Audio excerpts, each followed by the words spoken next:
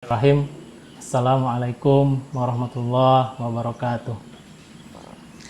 Alhamdulillahirabbil alamin wa bihi nasta'inu ala asrofil anbiya'i wal mursalin wa ala alihi wa sahbihi ajmain. Amma ba'du. Pertama-tama dan yang paling utama, marilah kita panjatkan puji dan syukur kehadirat Allah Subhanahu wa taala. Alhamdulillah atas rahmat dan hidayahnya kita semua masih diberikan kekuatan, diberikan kesehatan untuk menjalankan kewajiban di bulan suci Ramadan ini. Sholawat serta salam semoga tetap tercurah limpahkan kepada Paduka Alam, sang revolusi Islam yang membawa zaman dari zaman jahiliyah ke zaman yang ilmiah, yakni Habibana wa Nabiyana wa Rasulana Muhammad sallallahu alaihi wasallam.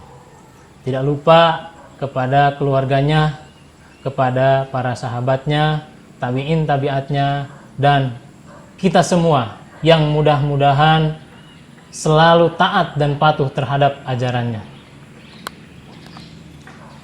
Alhamdulillah, pada pagi hari ini kita semua masih bisa melaksanakan aktivitas seperti biasa, aktivitas dalam rangkaian kegiatan di bulan suci Ramadan, khususnya untuk siswa dan siswi SMK Al-Ihya Selajambe kelas 10 dan kelas 11.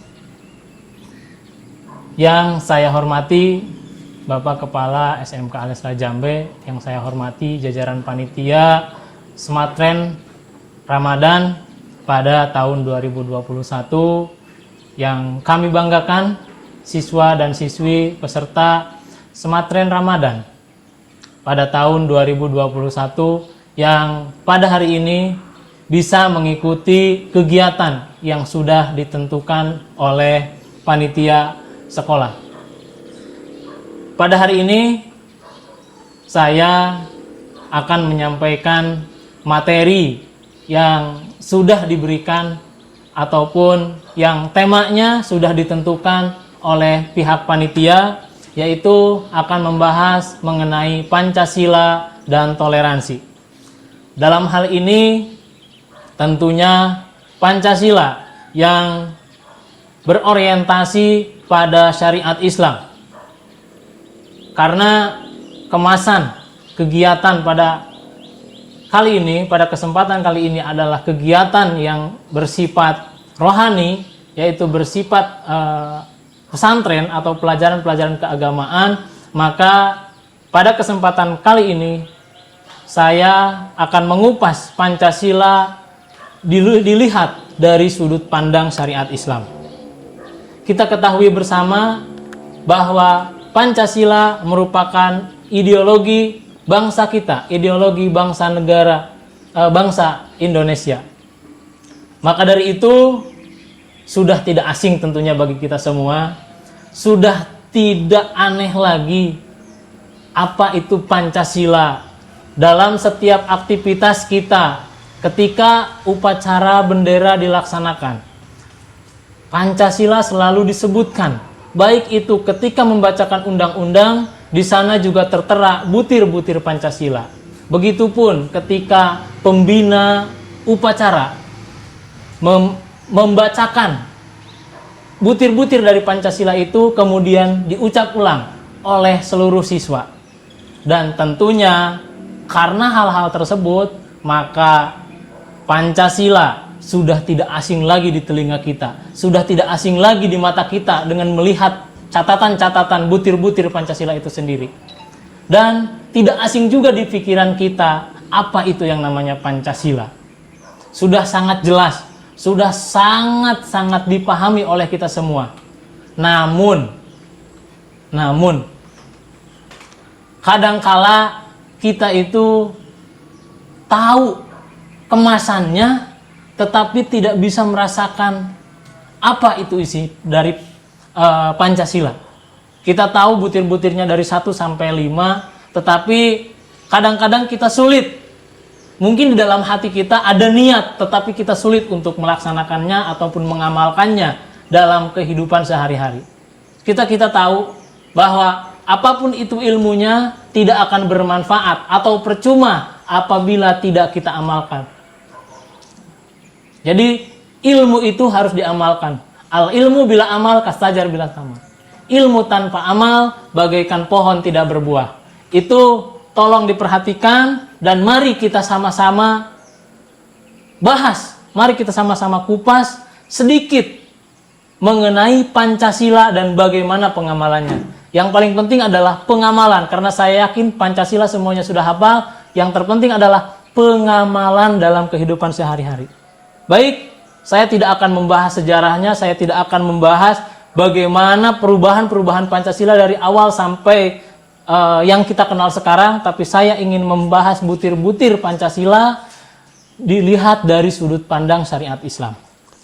Kita bahas, kita mulai dengan sudut pandang yang pertama mengenai sila pertama. Sila pertama ini kalau merujuk pada syariat Islam itu berkaitan dengan ketuhanan ataupun hablum minallah. Berbicara masalah Pancasila sila pertama berkaitan dengan hablum minallah atau beribadah kepada Allah atau hubungan ibadah dengan Allah, hubungan manusia dengan Allah. Maka dari itu sila pertama kita tahu bunyinya adalah ketuhanan yang Maha Esa. Jelas Tuhan sifatnya esa. Kita tahu dari mana? Salah satunya ada dari salah satu ayat, A'udzubillahi minasyaitonirrajim. Qul huwallahu ahad. Jelas di sana katakanlah dialah Allah yang Maha Esa. Allah itu siapa? Dalam konteks secara menyeluruh, secara global seringkali disebut dengan Tuhan. Di umat Islam menyebutnya ataupun nama dari Tuhan yang secara keseluruhan disebut Tuhan itu adalah Allah Subhanahu wa taala. Maka jelas ada korelasi yang jelas antara Pancasila, sila pertama dengan syariat Islam. Ketuhanan yang Maha Esa. Maka dari itu bangsa Indonesia yang mayoritas adalah umat Islam sudah barang tentu harus memiliki kepercayaan terhadap Tuhan. Saya yakin di sini seluruh peserta memiliki kepercayaan, walaupun kepercayaannya mungkin ada yang yakin dari diri sendiri, ada yang karena dorongan lingkungan, karena lingkungan kita adalah lingkungan Muslim, bahwa percaya kepada Allah. Ketika ditanya percaya kepada Allah, jawabannya yakin. Lingkungan umat Muslim menyebutnya percaya. Namun kita kembalikan kepada diri kita sendiri, sudah benar tidak kata yakin itu dibarengi dengan hati. Karena berbicara ketauhidan, berbicara tauhid tentu harus berdasarkan hati. Sehingga kita benar-benar yakin, bukan karena orang lain, bukan karena keturunan, karena kita itu seringkali disebut Islamnya Islam turunan, agamanya agama turunan. Maka dari itu harus kita perdalam dengan keyakinan diri kita sendiri.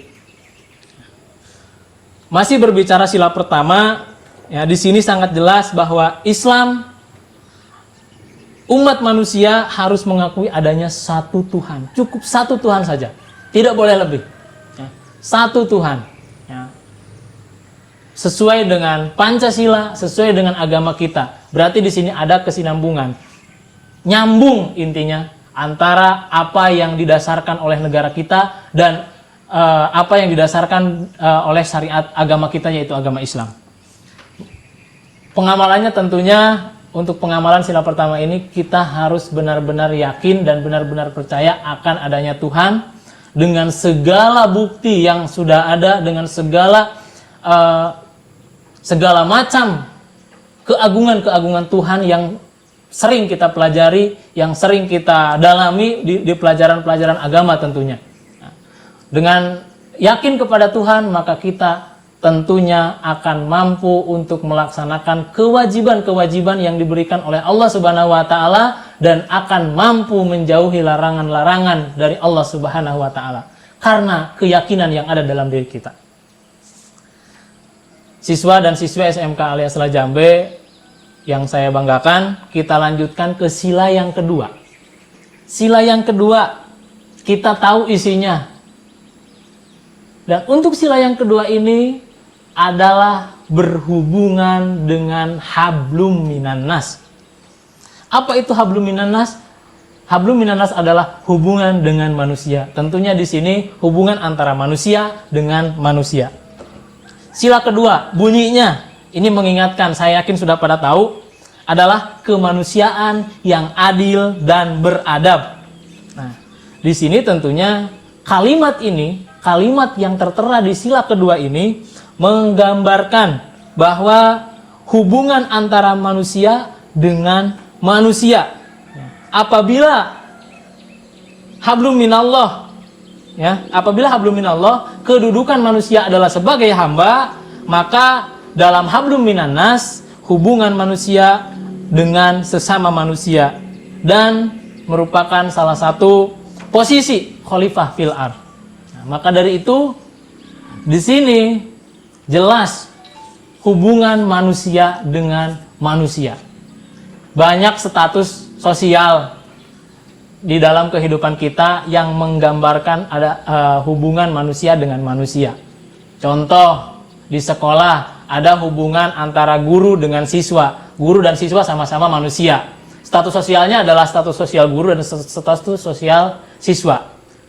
Di sekolah juga ada hubungan antara kepala sekolah dengan guru. Itu juga merupakan salah satu hablum minan nas. Di masyarakat ada pemerintah, ada masyarakat, kemudian ada pedagang, ada pembeli. Itu merupakan bukti-bukti ataupun contoh-contoh dari hablum minan nas.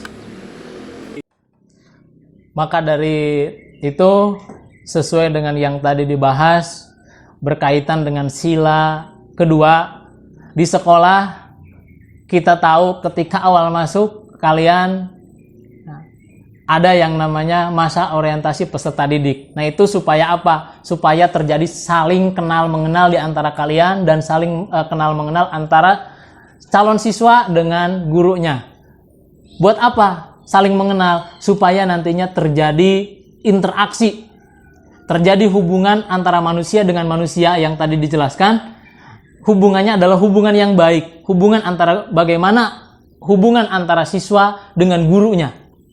Supaya terjadi pembelajaran atau transfer ilmu dengan lebih efektif dan lebih efisien.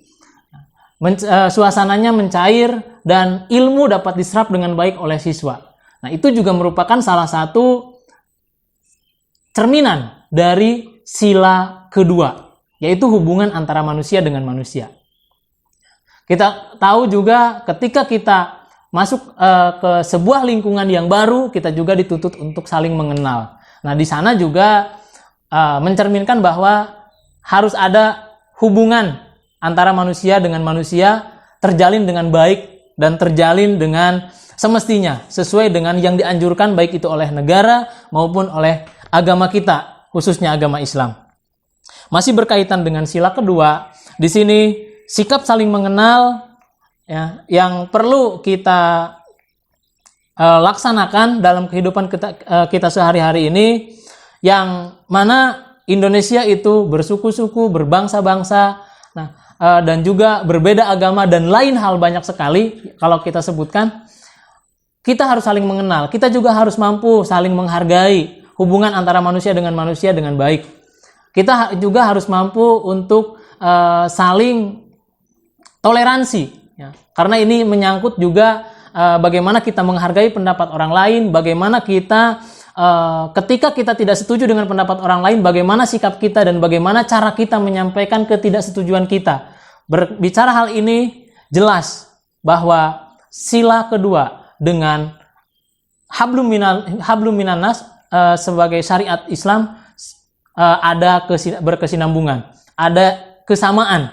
Nah, maka dari itu sudah sepantasnya kita menjalin hubungan yang baik, menjalin hubungan yang harmonis dengan sesama manusia, baik itu umat Islam maupun bukan umat Islam, baik itu suku yang sama dengan kita ataupun suku yang berbeda dengan kita, ataupun orang-orang yang mungkin berbeda kulitnya, berbeda rasnya, dan lain hal. Kita harus bisa menjalin hubungan dengan baik.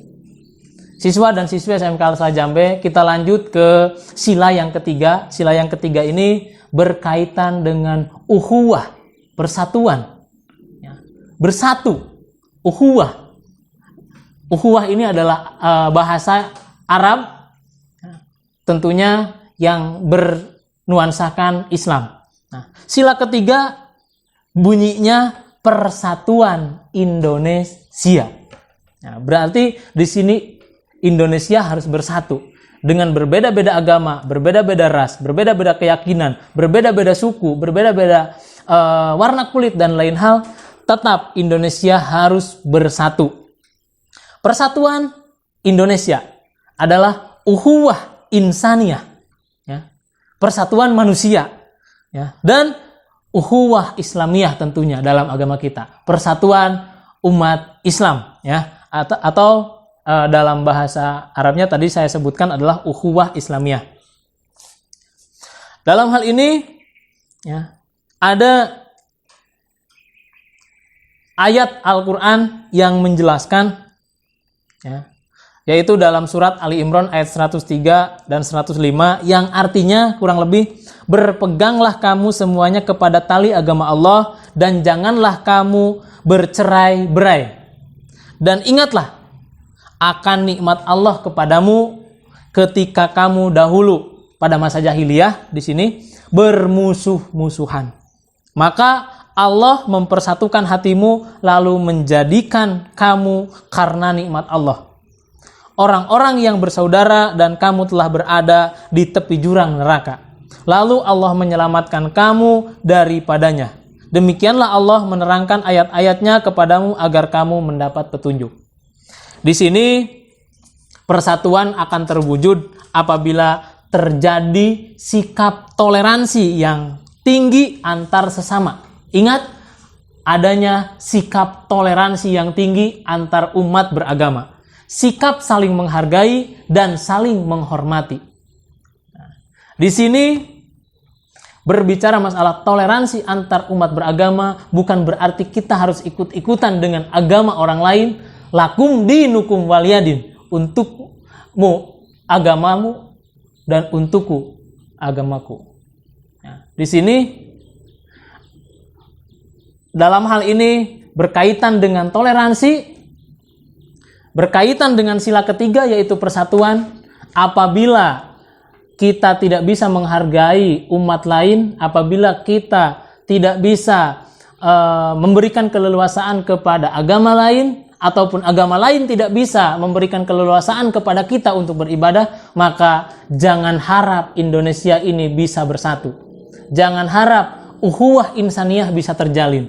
Sila ketiga adalah persatuan Indonesia, maka yang berbeda agama, yang berbeda suku, berbeda ras, dan lain hal, mari kita bersatu. Begitupun dalam lingkungan sekolah. Dalam lingkungan sekolah, penerapan Pancasila sila ketiga dalam lingkungan sekolah. Kita tentunya harus bisa bersatu, bersama-sama membangun citra kita, membangun manusia, membangun insan yang baik sebagai seorang siswa. Tentunya siswa di sini berbeda-beda jurusan, berbeda-beda asal sekolah ketika dulu, SMP atau MTS-nya, berbeda-beda desanya, tapi di sini diikat dalam satu kesatuan, yaitu siswa SMK Al-Islah Jambe. Atau lebih jauhnya diikat dengan sebuah lembaga yang dinamakan SMK Al-Islah Jambe. Nah, di sini juga kita harus bersatu. Bagaimana kita saling menghargai, bagaimana kita saling menghormati antar sesama keluarga besar SMK Al-Islah Jambe. Lebih jauhnya antar sesama sekolah, antar sesama siswa, dimanapun berada dan kapanpun kalian berada, maka di sanalah kita harus bisa menjunjung tinggi persatuan. Mari kita sama-sama satukan visi, satukan misi untuk membangun ukhuwah insaniyah atau ukhuwah Islamiyah dalam kehidupan kita sehari-hari. Selanjutnya kita lanjut ke sila yang keempat. Ini sila yang keempat ini merupakan sila yang paling panjang kalau melihat isinya. Sila yang keempat ini berkaitan dengan mudzakarah atau perbedaan pendapat dan syuro atau musyawarah. Di mana kita tahu bahwa sila keempat ini berisi kerakyatan yang dipimpin oleh hikmat kebijaksanaan dalam permusyawaratan perwakilan. Ini tentunya sejalan dengan prinsip Islam, yaitu mudzakarah dan syuro. Prinsip syuro merupakan dasar dari sistem kenegaraan Islam. Karakteristik negara Islam adalah dengan bermusyawarah. Dan uniknya,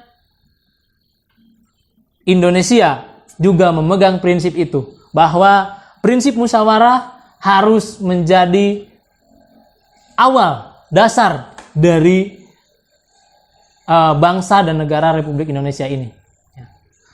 Jelas di sila keempat ini ada kata musyawarah atau permusyawaratan. Jelas pengambilan keputusan di negeri ini semuanya dilakukan dengan cara bermusyawarah.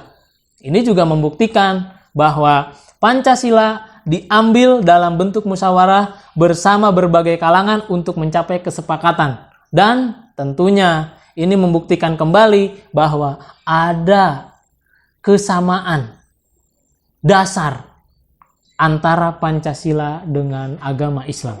Dan tentunya kita tidak menampik kemungkinan dengan agama-agama yang lain pun ada kesamaan. Ini saya katakan di awal tadi bahwa kita lihat dari sudut pandang agama Islam. Berkaitan dengan hal ini, maka kita sebagai siswa, kita sebagai warga negara, kita sebagai umat Islam pun tentunya dianjurkan untuk bisa menerima sebuah perbedaan, dan juga kita harus mampu memecahkan masalah demi masalah yang ada dalam lingkungan kita, dalam kehidupan kita, baik itu kehidupan individu maupun kehidupan kelompok, dengan cara bermusyawarah. Karena dengan bermusyawarah tidak akan ada keputusan-keputusan yang memihak pada satu pihak atau pada satu golongan. Murni kesepakatan bersama dan keterwakilan tentunya.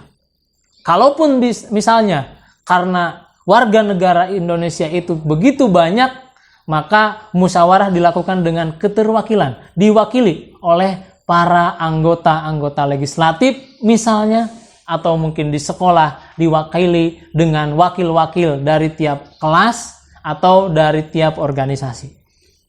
Jadi musyawarah ini sangat penting. Musyawarah diperintahkan oleh Allah dan juga menjadi ideologi bangsa dan negara Republik Indonesia ini, yaitu dituangkan dalam Pancasila tadi. Maka jelas di sini, mari kita sama-sama junjung tinggi dan bisa menghargai yang namanya perbedaan, dan selesaikanlah urusan-urusan kita dengan cara bermusyawarah. Tidak dengan kita saling mencurigai, tidak dengan cara saling memfitnah, apalagi naudzubillah, dan juga tidak dengan cara menduga-duga atau tidak dengan suudzon. Tapi selesaikanlah segala urusan kita dengan bermusyawarah. Siswa dan siswi SMK alias Lajambe yang saya banggakan, kita bahas yang terakhir adalah sila kelima.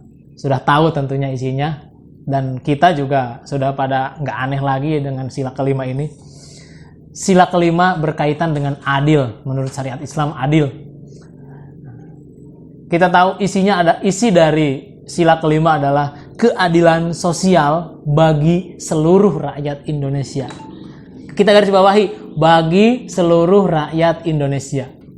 Tidak membeda-bedakan agamanya apa, sukunya apa, warna kulitnya apa, lahirnya di mana, pangkatnya apa, dia miskin atau kaya, tapi seluruh warga negara Republik Indonesia memiliki hak yang sama, memiliki memiliki keadilan yang sama di mata hukum, yaitu keadilan sosial bagi seluruh rakyat Indonesia. Nah, di sini tentunya sejalan dengan prinsip keadilan dalam Islam, yang tentunya Islam sangat menganjurkan yang namanya keadilan. Adil bukan berarti sama rata, tapi disesuaikan dengan kebutuhan-kebutuhan dari pihak-pihak tertentu. Nah, di sini harus disesuaikan sesuai dengan kemampuan, sesuai dengan karakteristik-karakteristik yang ada. Tidak bisa disamaratakan. Nah, harus disesuaikan. Contohnya dalam membayar pajak tidak bisa disamakan harganya ataupun nominalnya antara yang memiliki kekayaan tanah yang luas misalnya dengan yang kekayaannya lebih sedikit. Itu tidak bisa disamakan. Harus disesuaikan dengan apa yang mereka miliki. Contoh sedikit contoh saja dari membayar pajak. Contoh adil gitu kan. Dan masih banyak lagi, banyak sekali contoh-contohnya. Nah, maka dari itu berkaitan dengan sila kelima ini,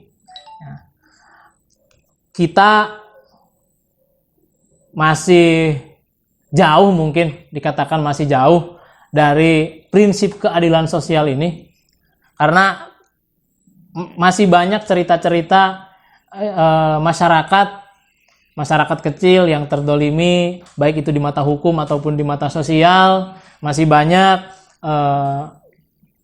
pelanggaran-pelanggaran hukum yang tidak ditindak secara adil. Banyak juga sikap-sikap ataupun kehidupan sosial kita yang belum bisa berlaku adil di dalam kehidupan sehari-hari. Nah, adil di sini dalam prinsip keseimbangan kehidupan ekonomi. Al-Quran mencela orang yang sibuk memupuk harta hingga melupakan kematian. Maksudnya di sini akan lebih jelas dijelaskan dalam surat Al-Humajah ayat 1 sampai 4. A'udzu billahi minasyaitonir rajim. Wailul likulli humajatil lumazah alladzi jama'a malan wa 'addadah yahsabu anna malahu ahladah kalla la yumbadanna fil hutamah. Yang artinya kurang lebih, kecelakaanlah bagi setiap pengumpat lagi pencela yang mengumpulkan harta dan menghitung-hitungnya. Dia mengira bahwa hartanya itu dapat mengkekalkannya. Sekali-kali tidak, sesungguhnya dia benar-benar akan dilemparkan ke dalam hutamah atau neraka. Di sini maksud dari ayat ini, jadi jangan sampai kita mengumpul-ngumpul harta tetapi lupa akan akhirat. Jadi harus ada keadilan, harus ada keseimbangan antara urusan duniawi dengan urusan ukhrawi, dengan akhirat, dengan beribadah. Ibadah jalan, kemudian usaha juga jalan. Jangan sampai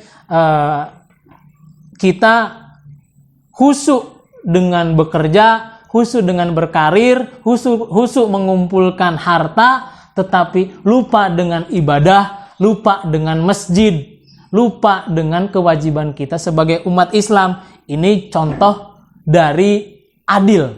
Ya, contoh dari adil. Persiapkanlah harta sebanyak-banyaknya, seakan-akan kita akan hidup kekal di dunia. Dan perbanyaklah ibadah, seakan-akan kita akan mati esok. Kenapa kita harus mengumpulkan harta sebanyak-banyaknya? Karena ada rukun Islam, ya, ada rukun Islam yang salah satu rukun Islam yang harus dilaksanakan dengan harta. Salah satunya zakat, kemudian juga ada munggah haji yang biayanya sangat besar, itu membutuhkan harta. Dan kita juga untuk melaksanakan infak, sedekah, kita juga membutuhkan harta. Kemudian kita harus beribadah seakan-akan kita akan mati esok, karena kita tidak tahu kapan kita mati. Mungkin sekarang kita masih bisa berkedip, kita masih bisa bernapas, tapi kita tidak tahu nanti apakah kita masih bisa berkedip, apakah kita masih bisa bernapas. Maka dari itu, mari bersikap adil kepada diri kita. Mari kita bersikap adil terhadap kewajiban kita. Kewajiban kita di dunia dan kewajiban kita untuk mempersiapkan diri di akhirat kelak. Kita bersikap adil. Bersikap adil juga dalam kehidupan sehari-hari.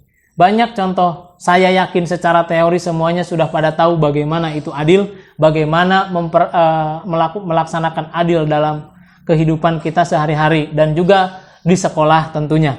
Nah, di sekolah juga kita harus bisa bersikap adil kepada teman, bersikap adil kepada guru dan lain hal. Bersikap adil juga antar sesama siswa, antar sesama teman-teman di luar sekolah, dan antar sesama umat manusia. Kita harus bersikap adil dalam melaksanakan segala kehidupan sosial. Kehidupan sosial tidak akan mampu kita bahas dalam waktu 1 atau 2 hari, karena kehidupan sosial itu sektornya sangat banyak. Tapi yang sering kali disoroti adalah dalam hal hukum. Nah, sering kali keadilan disoroti dalam hal hukum. Itulah penjabaran ataupun penjelasan sila kelima, yaitu berkaitan dengan keadilan sosial bagi seluruh rakyat Indonesia.